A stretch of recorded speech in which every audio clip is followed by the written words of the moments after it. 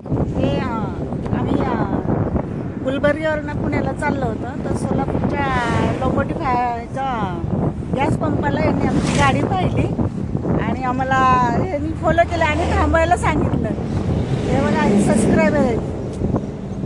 आणि कुठे गेले होते तुम्ही? तिरुपतीला गेले होते.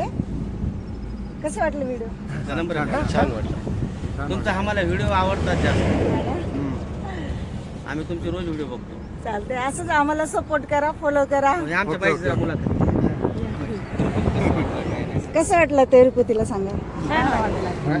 छान वाटलं. हो का? म्हणजे पहिल्यांदाच गेलते तुम्ही तिरुपतीला का? हे बाई पहिल्यांदा गेली, आम्ही खूप भारी आहे. हो का?